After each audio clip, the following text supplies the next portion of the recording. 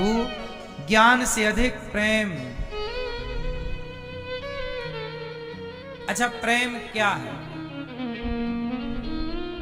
एक भक्त है,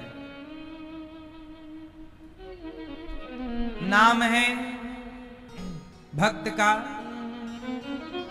धन्ना। क्या नाम है? धन्ना।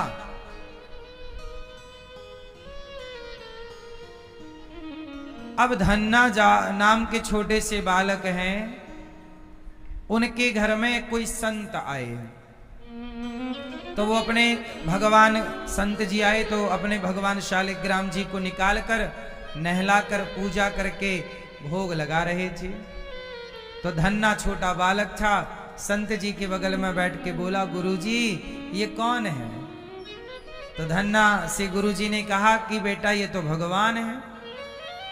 धन्ना बोले, हमें भी भगवान चाहिए, ये भगवान हमें दे दो। गुरुजी बोले, बालक तो हमारे शालिग्राम ही मांग लेगा। अच्छा बालक, हम तुम्हें कल भगवान देंगे। ठीक है। गुरुजी गए नहाने, पास में नदी थी, तो नदी से गोल गोल पत्थर उठा के ले आए। बोले बच्चा मचलेगा तो दे देंगे। अब वो पत्थर लाए, उसको चंदन टीका लगा दिया, तुलसी चढ़ा दी, और धन्ना फिर आए दूसरे दिन। गुरुजी आपने कहा था भगवान दूंगा, आप भगवान दो। तो गुरुजी ने कहा, अच्छा तू छोटे भगवान लेगा कि बड़े? बोले बड़े भगवान। तो बड़ा पत्थर ले आए थे वो नदी से उठा के, चंदन वंदन लगा के तुलसी पे पधरा दी, कहा ये लो तुम्हारे भगवान। अब धन्ना को क्या पता कि ये पत्थर है कि शालिग्राम है, भगवान असली है कि नकली, ये तो धन्ना को नहीं पता था। पर धन्ना की श्रद्धा और भक्ति असली थी, ये भगवान को पता था।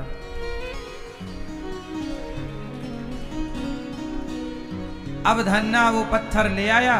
अब गुरुजी ने कहा रोज पूजा किया करो, भोग लगा के खाया करो। अच्छा गुरुजी। अब वो रोज, अब क्या करे कि उसने चंदन लगाया, नहलाया और चंदन वंदन लगाया। मैया ने कहा जा गैया चरा के आ। तो मैया ने गैया चराने भेज दिया धन्ना को, और अचार रोटी माँ ने बांध दिया कि भूख लगे तो खेत में खा लियो लाला। अब धन्ना चार रोटी लेके चले, और भगवान को भी लेके चले कि गुरुजी ने कहा था भोग लगा के खाऊंगा, तो मैया ने रोटी दी है तो मैं अकेले कैसे खाऊंगा, अपने भगवान को भी खिलाऊंगा। और धन्ना बिल्कुल भोला भाला बालक। अब गए गैया चराने, तो गैया तो जंगल में चरने लगी। अब धन्ना को लगी भूख, तो उसने पत्ते वत्ते तोड़े, पेड़ से पत्तों की आसन बनाई, आसन में अपने भगवान को बिठाया। जंगल में फूल उल थे, लाके भगवान को चढ़ाया। कहा हे भगवान, बासी रोटी दी है माँ ने और अचार दिया है, आप खाओ बासी रोटी और अचार। अब रख दिया रोटी, कहा खाओ प्रभु। अब भगवान काय को खाएं, भगवान नहीं खाए, वो तो पत्थर की शिला थी ना, लेकिन उसकी आस्था थी कि ये भगवान है, और वो था पत्थर। अब बोला खाओ खाओ, भगवान नहीं आए। उसके घर जाने का टाइम हो गया, भगवान नहीं आए। वो रोता रहा, हे प्रभु हे प्रभु आप भोग लगाओ, हमें बड़ी भूख लगी है। अब घर गए तो मैया ने भोजन दिया। अब भोजन बनाया, माँ ने भोजन परोसा। तो धन्ना बोला माँ मैं आता हूँ, भोग थाली लेके चला गया अपने कमरे में। भगवान को बोले खाओ, घर में भी भगवान नहीं खाए। आज पूरा दिन निकल गया, उसने कुछ खाया नहीं, क्योंकि भगवान नहीं खाए। दूसरा दिन हुआ, फिर वही हाल, भगवान को खिलाए खाए ना। तीसरे दिन फिर वही हाल, चौथे दिन फिर वही हाल, 6 दिन बीत गए। अब वो बच्चा ही था, भूखा बेचारा छटपटाने लगा। अब उसकी स्थिति ऐसी हो गई, 7वें दिन मैया ने कहा जाओ गैया चरा के आओ। और तुम दुबले से कैसे हो गए, क्या हुआ? अब वो किसी को बताए ना कि मैं खा नहीं रहा हूं।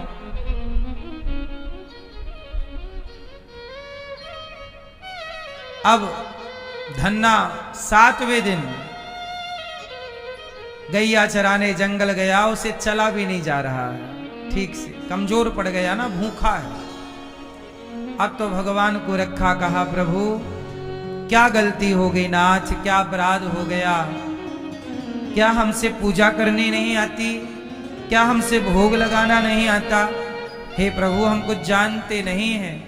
गुरुजी ने कहा था कि भोग लगाना, हमें क्या पता कैसे लगाया जाता है, पर हमें बहुत भूख लगी, आज कुछ नहीं खाए तो मर जाएंगे।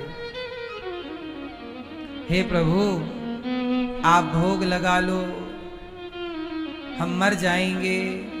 वो प्रार्थना कर रहा है, प्रभु हमसे कोई अपराध हो गया तो क्षमा करो, हे नाथ आओ भोग लगाओ। अब वो इतनी प्यारी प्रार्थना करने लगा। ऐसे कर दे भैया,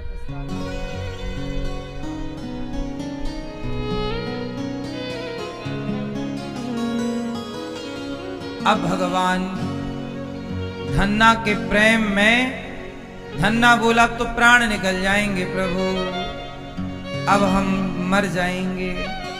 धन्ना ने कहा प्रभु आपके सिवा हमारा कौन है नाथ, हे प्रभु हमारी पुकार सुन लीजिए। अब 7वें दिन भगवान शालिग्राम जी, उनके जो पत्थर था वो पत्थर तो देखो पत्थर ही था, लेकिन उस भक्ति की श्रद्धा तो पत्थर नहीं थी, इसलिए भगवान पत्थर वत्थर में नहीं होते, मंदिर में नहीं, भक्त के विश्वास में भगवान होते हैं। उसे विश्वास था तो वो पत्थर की शिला से प्रकट हो गए भगवान, और प्रकट हुए छोटे से भगवान, बाल रूप में गैया चराने वाले कृष्ण कन्हैया।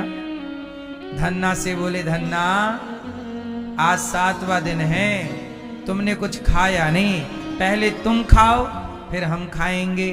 धन्ना बोला नहीं, गुरुजी ने कहा था पहले आप, एक आप खाओ पहले। अचार रोटी भगवान को दे रहा बासी, और भगवान धन्ना को पास में बिठा के अपने हाथ से खिला रहे हैं।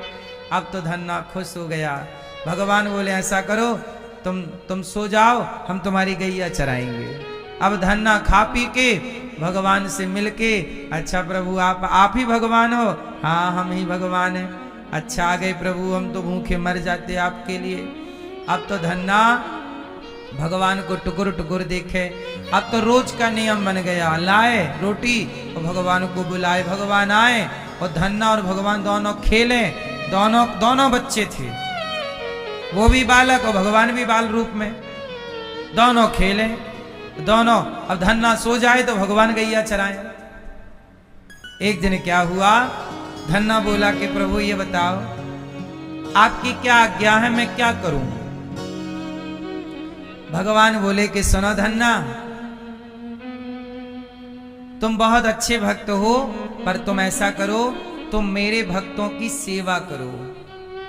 देखो भगवान सुनो मैया, जो आप दिन भर पूजा पाठ करती हो ना, आपकी पूजा पाठ से जिस दिन भगवान आपको मिलेंगे, उस दिन भगवान आपको क्या कहेंगे पता है?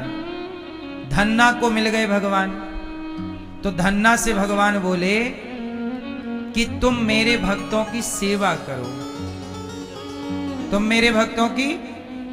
अच्छा ठीक है। अच्छा धन्ना जो थे वो जाट थे, जाट समाज के, तो धन्ना के पिताजी का खेत था, तो अब धन्ना थोड़ा बड़े हुए, जवान हुए, तो धन्ना से कहा कि जाओ खेत में ये गेहूं बो करके आओ, 1 कुंटल 1 बोरा 1 कुंटल गेहूं दिया और कहा जाओ खेत में गेहूं बो दो, गेहूं का सीजन आ गया गेहूं बोने का। अब धन्ना चले तो रास्ते में साधु लोग मिल गए और भगवान ने कहा था कि मेरे भक्तों की सेवा करना। तो संत लोग बोले भैया बड़ी भूख लगी है, कुछ भोजन वोजन हो तो मिले। धन्ना बोले आप बैठो, मेरे पास 1 कुंटल गेहूं है। धन्ना गए बाजार में, गेहूं बेच दिया पूरा 1 कुंटल, और जो पैसा आया उससे बढ़िया सामान लाके नदी के किनारे बढ़िया बनाया भोजन प्रसादी, और जितने साधु संत थे सबको खिलाया। अब सब खा गए। अब पिताजी को कैसे बताएं कि हमने गेहूं बो दिया। तो गए तो बैल वैल खेत में जोते और बालू भर ली, बालू रेत नदी की, और रेत भर के रेत बोने लगे। बोले पिताजी को कह देंगे कि भाई हमने बोया तो था, कुछ हुआ ही नहीं। ये तो नहीं कहेंगे कि तुमने बोए नहीं था। अब वो बोएंगे तो अगल बगल के किसान देखेंगे, तो वो अब वो बैल को लिए और बस बालू भरे। अब सब क्या अब किसी को क्या पता कि क्या बो रहा है, सबको ही पता गेहूं ही बोया जाता है। तो वो गेहूं तो बेच के साधु संतों को खिला पिला के आनंद हो गया, और यहां बालू बो रहे हैं, बालू। और धन्ना को लगा पिताजी को पता लगेगा तो मारेंगे बहुत। अब बालू बोए, बगल के किसानों को और बोले हाँ भैया अच्छी चल रही है बुवाई। हाँ हाँ, हम धन्ना बोले हमारी तो बढ़िया चल रही है बुवाई। अब पूरा 1 कुंटल गेहूं, मतलब पूरा खेत तो जुताई कर दी, पर बो दिया बालू। चलो, अब धन्ना को बड़ी चिंता हुई कि हे भगवान, सबकी तो फसल अंकुरित हो गई होगी, निकल आया होगा पौधा, हमारा तो निकले ही नहीं होगा। बालू थोड़ी निकलेगी, रेत थोड़ी होगी। लेकिन गांव वाले किसान आके बोले धन्ना के पिताजी से, सुनो आपका छोरा अब बहुत समझदार हो गया, धन्ना को किसानी करनी आ गई, इसने क्या गेहूं बोया, क्या समय पर बोया, सबसे टॉप की फसल है तुम्हारी। अब तो धन्ना बोले कि ये तो मरवाएंगे, ये तो ताने मार रहे हैं, हमारा तो खेत सूखा पड़ा होगा, ये बालू थोड़ी कोई उगेगी। अब पिताजी बोले चलो देख के आए। अब धन्ना बोले हे भगवान, अब पिताजी गए हैं, खाली खेत होगा, ये तो ताने व्यंग मार रहे हैं कि देखो अच्छी फसल है, जबकि हम तो बोए ही नहीं। जब गए तो वास्तविक में उस खेत में सबसे अच्छी गेहूं थी, इतना बड़ा बड़ा पौधा हो गया। अब तो धन्ना के पिताजी आए, पीठ थपथपाए, वाह बेटा तूने तो अच्छी फसल की। अब तो धन्ना को आश्चर्य हुआ, धन्ना खेत देखने गए तो हरा, पूरा खेत हरा भरा। अब धन्ना को चिंता हुई, ये कैसे हुआ, हमने तो बालू बोई थी। अब दूसरे दिन फिर भगवान को बुलाया भोग लगाने के लिए, हे प्रभु आओ। और जब भगवान आए, अब भगवान से वो रोज मिलते, तो धन्ना ने भगवान से कहा प्रभु हमने तो पिताजी का दिया गेहूं संतों को खिला दिया था, परंतु ये खेत में गेहूं बोया ही नहीं हमने, कैसे हो गया। तब भगवान ने कहा कि धन्ना, जब तूने अपना गेहूं मेरे भक्तों की सेवा में लगाई, तो मैं भी तेरी सेवा में, मैं ही रात के गेहूं बो के चला गया था। तूने जो दान दिया वो मैंने तुझे लौटा दिया। तूने जितना संतों की सेवा में लगाया, मैं रखता थोड़ी हूं, मैं तो भक्त को वापस करता हूं। तो मैं आपसे ये कहना चाहता हूं कि भगवान आपको मिल भी जाएंगे तो आपसे कहेंगे यही कि सेवा करो, भक्त की सेवा से ही भगवान प्रसन्न होते हैं। तो आपको भी धन्ना की तरह, जैसे उन्होंने संतों की सेवा की, बहुत सेवा करते, आगे बहुत कथा है धन्ना की सेवा की, तभी से हो गया, लोग ताने मारने लगे, कहावत बन गई, हम कोई धन्ना सेठ हैं क्या। जब कोई आपसे मांगता है और आप कहते हैं कि नहीं है, वो कहता है कि आपके पास है, आप दे नहीं रहे, तब बात बात में आप कई बार बोलते हैं कि हम धन्ना सेठ हैं क्या। तो धन्ना सेठ हूं क्या, ये कहावत धन्ना के नाम से स्टार्ट हुई। धन्ना के आगे कथा, जब उनके पिता को पता लगा कि मेरा, अच्छा उसकी फसल जितनी हुई सारी बेचकर सेवा कर दी, गांव में अन्न क्षेत्र चालू कर दिया, कोई भी साधु आए सबको पिताजी नाराज हो कि तूने पूरा पैसा तो बर्बाद कर दिया, ये बाबा जियों को खिलाने पिलाने में बर्बाद कर दिया। तो पिताजी ने उसे देना बंद कर दिया, तुझे कुछ नहीं मिलेगा, ना खेत मिलेगा ना पैसा मिलेगा। तब कहते हैं कि भगवान ने इनको कहा कि तुम फसल वो फलानी। उसमें भगवान ने उस खेत में धन्ना को खूब सोने चांदी भर भर के भगवान ने धन्ना को दिए कि लो तुम सेवा करते हो तो धन तुम्हें मैं दूंगा। सेवा करने वाले की तो व्यवस्था भगवान करते हैं, सेवा करने वाले की व्यवस्था करते हैं कि नहीं बताओ मेरी मां। प्रेम क्या है? यदि प्रेम है तो पत्थर की प्रतिमा से भी भगवान प्रकट होंगे। धन्ना के प्रेम में ना प्रकट हो गए भगवान। फिर इसलिए प्रेम क्या है? प्रेम जहां एक के भरोसे रहा जाए, कोई कामना ना हो, बस निस्वार्थ भाव से जो समर्पण है उसी का नाम प्रेम है। तत्सुखी सुखित्वम।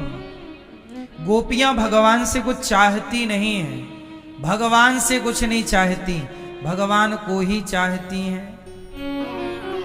जैसे गोपियां भगवान को चाहती हैं, जैसे धन्ना भगवान को चाहते हैं, जैसे मीरा भगवान को चाहती हैं, ऐसे भगवान को चाहना ही प्रेम है, भगवान के सिवा कुछ नहीं। कई बार आप कहते हैं कि भगवान से मांगना पड़ता है। अच्छा एक बात, सब लोग एक प्रश्न का उत्तर दो।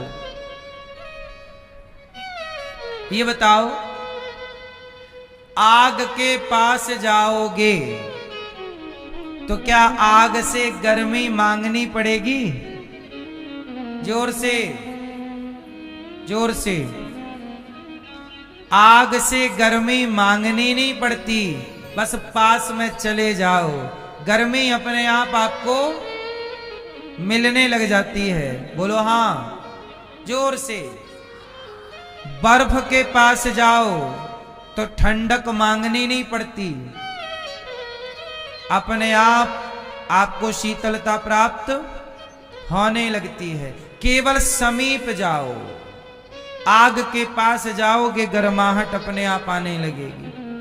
बर्फ के पास जाओ, ठंडक अपने आप आपको मिलने लग जाएगी।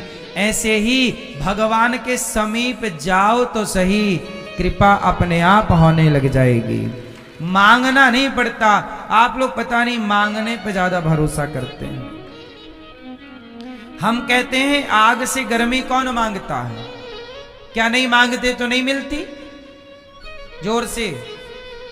फिर जब आग अपना स्वभाव नहीं छोड़ती गर्माहट देने का, तो भगवान का भी स्वभाव है, जो शरण में आएगा उस पर मैं कृपा करूंगा।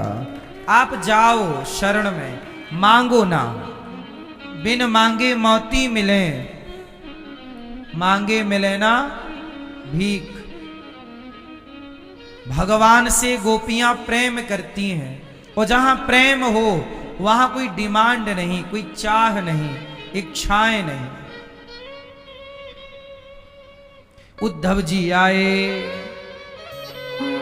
गोपियों से कहने लगे, माँ यशोदा से मिले, रात भर चर्चा हुई, सवेरे गोपियों से मिले।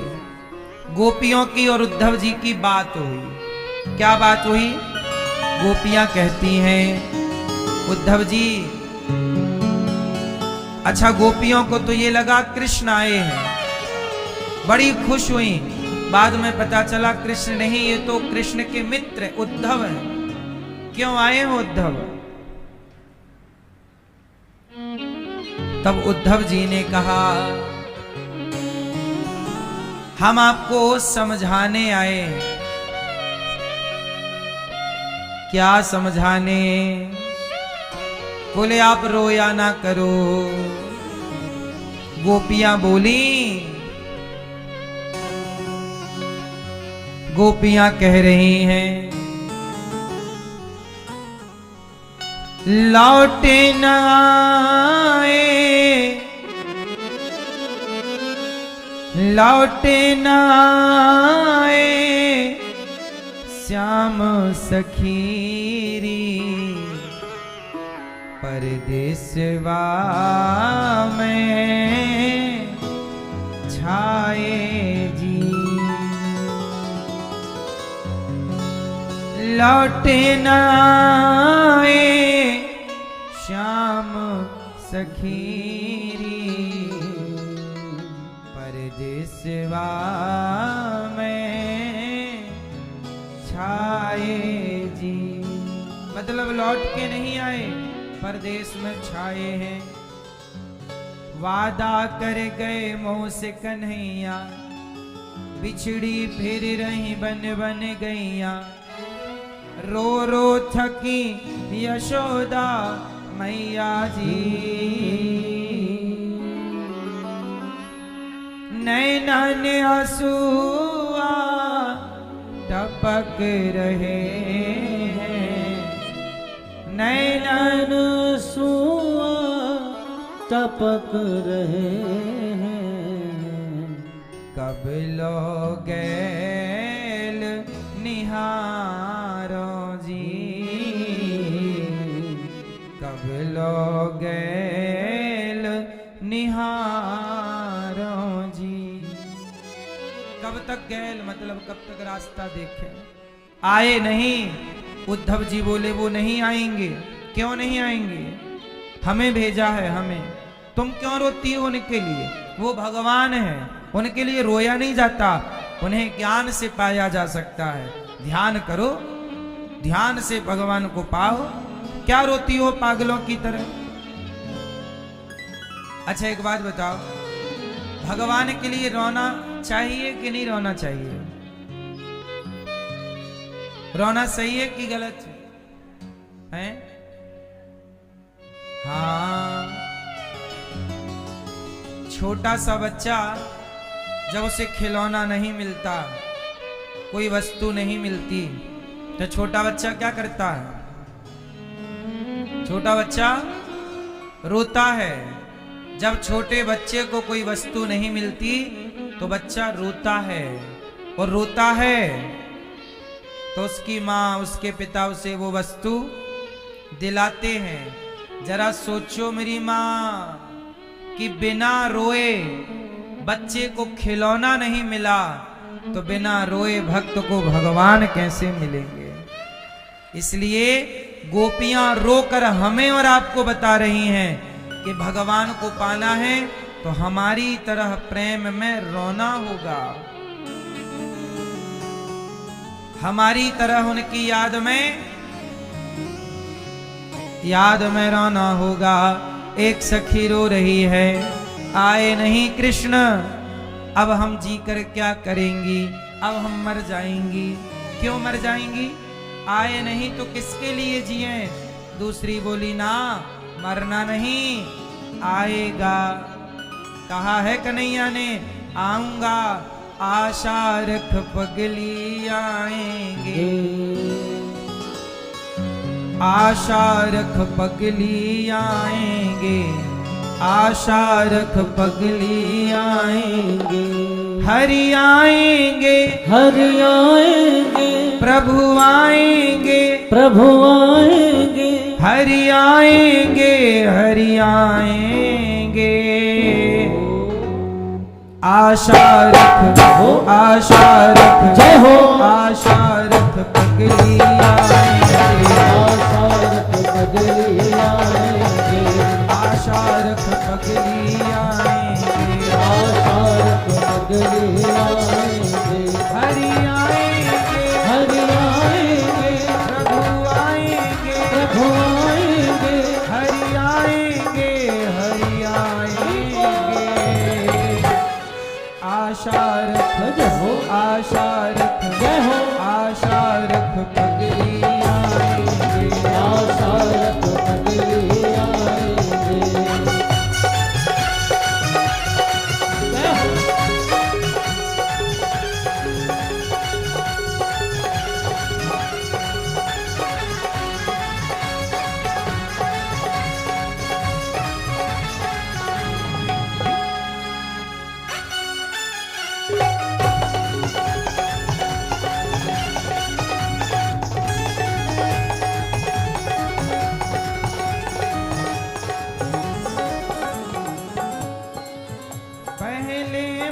चंद्र दिखा करके जय हो फिर हाय वियोग दिखाने लगे। निज प्रेम की नाव चढ़ा करके मझधार में नाव डुबाने लगे। हे मझधार में नाव डुबाने लगे, मझधार में नाव डुबाने लगे। हरि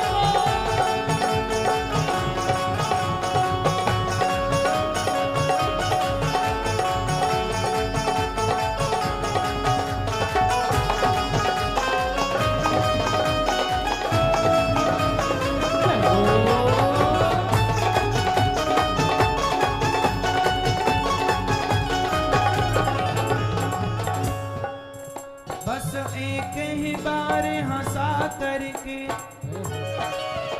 अब सारी उम्र रुलाने लगे।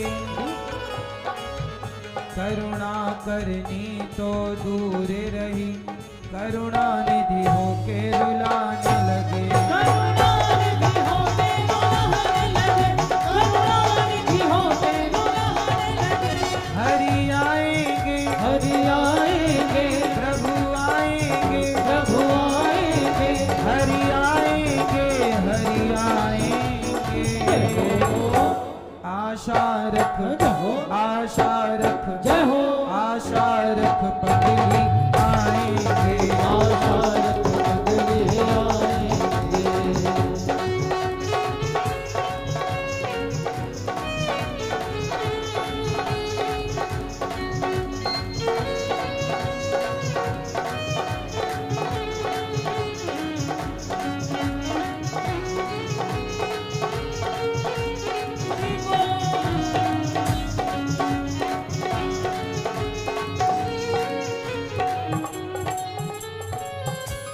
जब गोपियों को लगा कि ये तो मर जाएगी, तब दूसरी ने कहा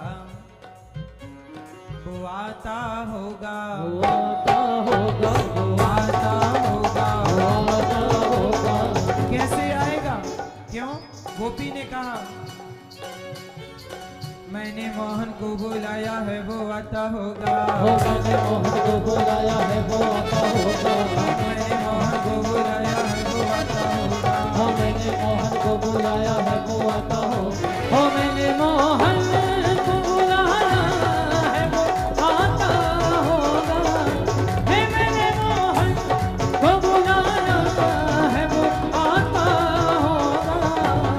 तुम भी आना, ओ तुम भी आना, तुम भी आना, तुम भी आना। हे मेरे घर आज तमाशा होगा। तुम भी आना, हाँ मेरे घर आज तमाशा होगा। तुम भी आना। ऐ मेरे श्याम लौट के आजा, बिन तेरे जिंदगी अधूरी है। ऐ मेरे श्याम लौट के आजा, बिन तेरे जिंदगी अधूरी है। आके तो देख मेरी हालत को, बिन तेरे हर खुशी अधूरी है। बिन तेरे हर खुशी अधूरी है। बिन तेरे हर खुशी अधूरी है। ऐ मेरे श्याम लौट के आजा, बिन तेरे जिंदगी अधूरी है। आके तो देख मेरी हालत को, बिन तेरे जिंदगी अधूरी है। बिन तेरे जिंदगी अधूरी है। बिन तेरे जिंदगी अधूरी है। ऐ मेरे श्याम, मेरे श्याम, मेरे श्याम।